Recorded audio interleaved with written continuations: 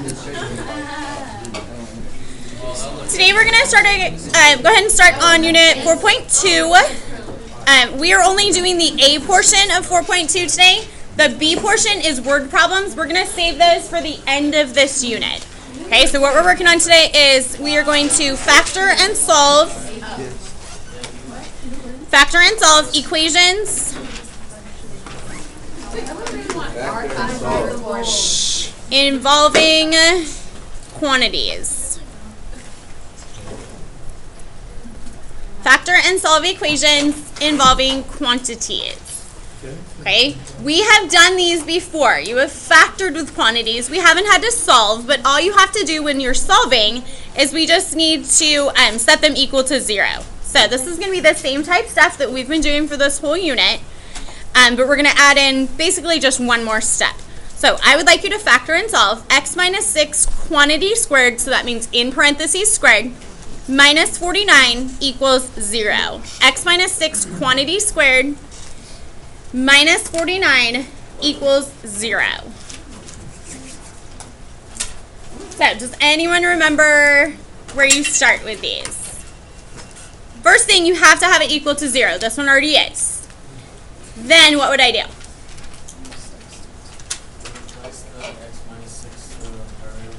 Right, we're going to replace the x minus 6. I'm going to use a q. If you choose to use a different variable, that's fine. Right? And you don't have to take these out, but it's usually just easier to factor these once we have them looking a little bit more simple. Okay, so a little simpler, it's just easier in your brain to factor them. So q squared minus 49, this has now just become difference of squares. So q squared minus 49, what does that break into? Q plus 7, q minus 7. Then, once you have it factored, you're going to take what you took out, and replace it back inside. So, x minus 6 plus 7, and an x minus 6 minus 7. Then we do combine like terms. I think that's what someone was asking me. So, negative 6, positive 7 leaves you with x plus 1, and x minus 13 equals 0. Then, once you have these solved, once they're completely simplified, set each part equal to 0 and solve. So for this one, we're going to subtract 1. Okay, this is called using the additive inverse. For this one, we add 13. Again, we're going to use what's called the additive inverse, and that just means whenever you're solving for something or moving by using addition or subtraction, it's called the additive inverse. Okay, those are your two answers. Negative 1, positive 13. Questions on how I did that?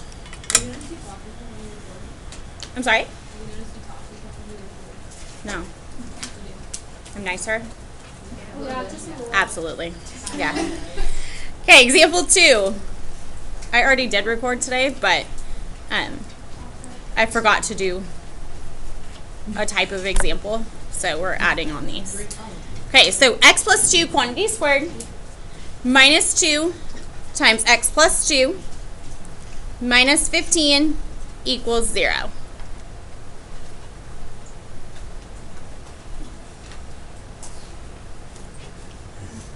So what's the first thing I should do? You first want to replace the x plus 2 with a different variable or with a q. Substitute these back in. So q squared minus 2 times q minus 15 equals 0. What is that going to factor into? What would multiply to negative 15 add to negative 2? You know you're going to have one positive, one negative. Negative 5, positive 3. Okay, you always want to put the larger number with the same sign as the middle. Now, the only difficulty about these problems is people will try to solve too early. Okay, so you're not solving from here. I don't want you setting these equal to 0 yet. You have to put back what you took out before you can solve. So put back in the x plus 2, so x plus 2 plus 3, and x plus 2 minus 5 equals 0. Combine your like terms, so x plus 5 and x minus 3. Set each part equal to 0. And solve. So we should get two different answers here. X is negative 5 or x is positive 3. Sure.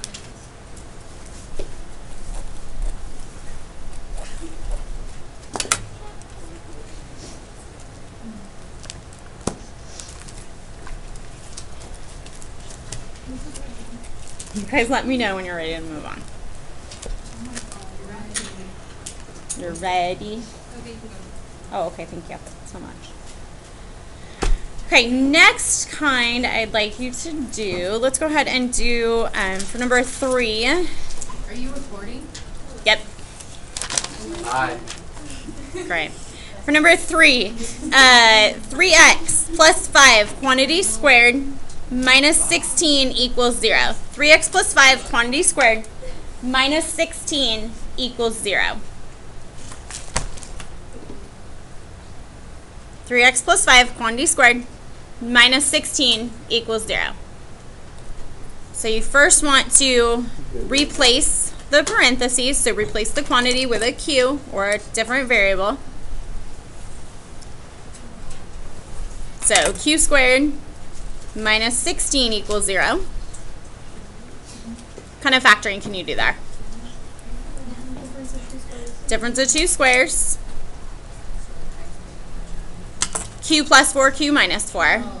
I don't want you to use x's only because that's what we took out, and I don't want you to think that you're done. That's why we use q's, because it's like you never use that in math, so it should strike you as that looks weird, and hopefully you won't give me answers with those.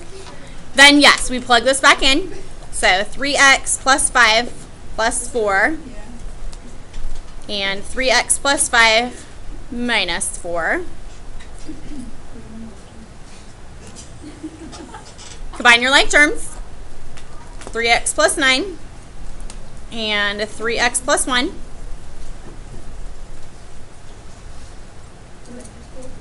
Split it up, set each part equal to 0, and solve.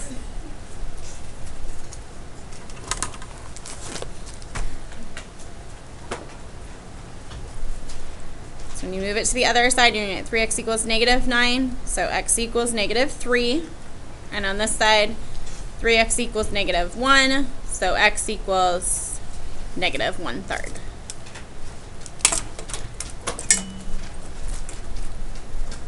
So for most of the equations you have today, you're going to end up with 2 answers. Okay, yesterday's stuff you could have more than that. Today we're going to end up with mostly 2 answers. Oh my God, I know. You know.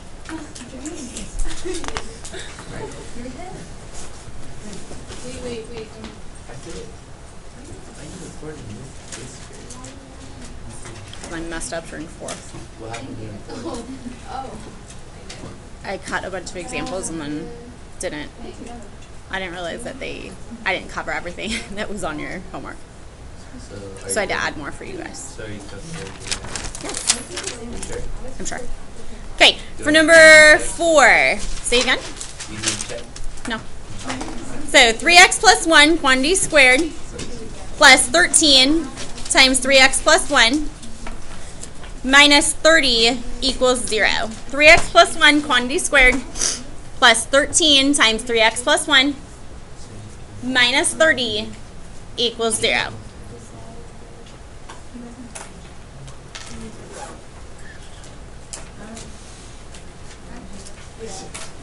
Okay, so we're going to take out the parentheses, replace them with a Q. How are you guys feeling about this? Is it easy? Is it difficult? If you know how to factor, this should be relatively easy. If you're still struggling with factoring, then please come in and see me so we can do some extra practice, because factoring is not going away, unfortunately. And if you really don't understand how to factor, it's really difficult to be able to do the rest of this unit. So we need to get your foundation to be pretty solid. Okay, what will your signs be here? Both positive, both negative, or one of each? One of each. Okay, so what would multiply to negative 30 add to positive 13? Not 3 and 10. 3 and 10 don't work because they would give you a positive, okay? So it doesn't work. So you actually have to use 2 and 15. This one's a little bit tricky just because based on your signs, you might have to change things. Okay, then put back the 3 plus 1. So 3x plus 1 plus 15. And 3x plus 1 minus 2. Find like terms, so 3x plus 16 and 3x minus 1 equals 0. Write it down. Split them up. Set each part equal to 0.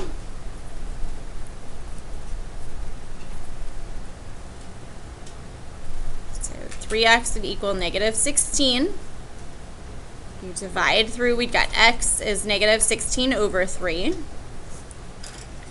For your second equation, 3x would equal positive 1. So x would equal 1/3.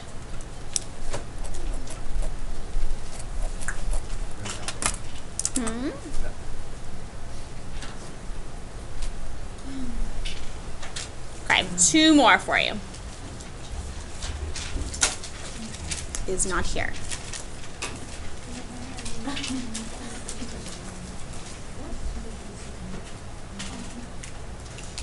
Okay, next one. I would like you to factor x minus 3 times 2x minus 5 equals 36. Solve for x. So this is a little different. You've never seen ones like this.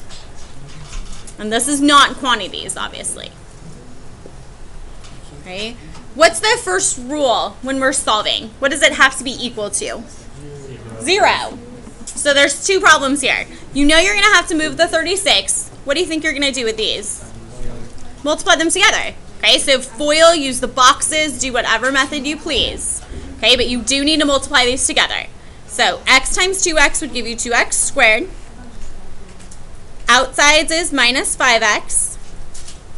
Inside would be minus 6x. Last is plus 15 equals 36. Then you know that you need to combine the like terms, so add together the x's.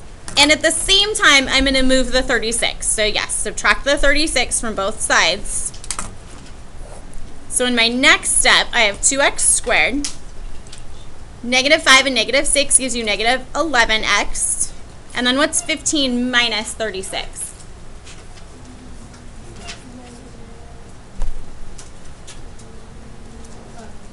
Negative 21 equals 0.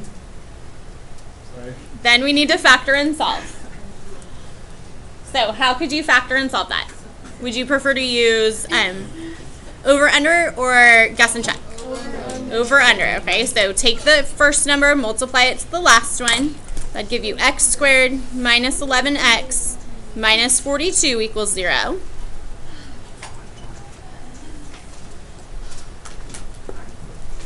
Your signs would have to be what? Both positive, both negative, or one of each? One of each. So one positive, one negative. What would multiply to negative 42 add to negative 11?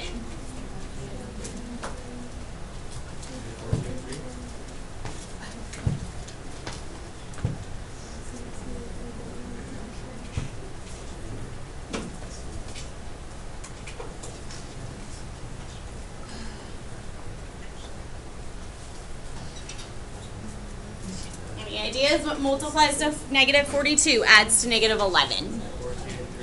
14 and 3. Okay, so negative 14, positive 3. Then this one, you're done with, okay? You don't have to plug anything back.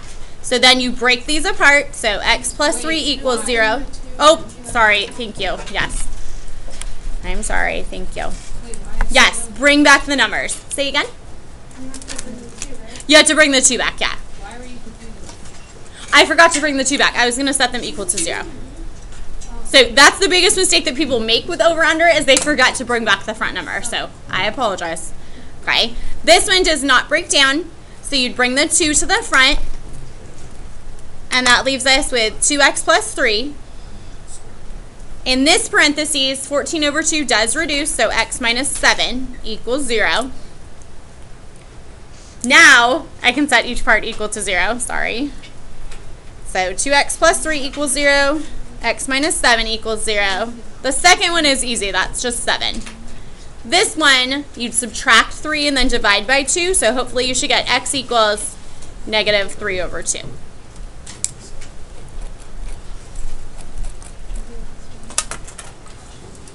Questions on how I did that? Okay, I'm going to do one more that's just like this, okay, because I want to make sure that you're solid on these. Okay, last one I'd like you to try is x plus 1 times x plus 3 equals 8. X plus 1 times x plus 3 equals 8.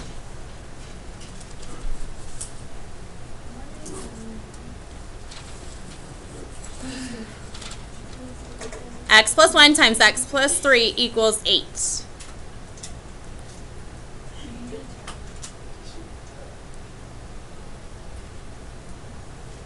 Where would I start? Multiply them together, so FOIL them together. You've got x squared plus 3x plus 1x plus 3 equals 8. Combine like terms and move the 8.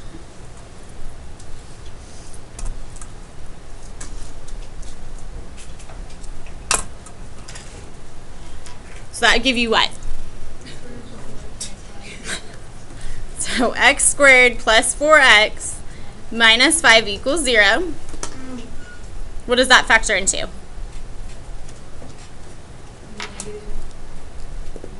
One's positive, one's negative.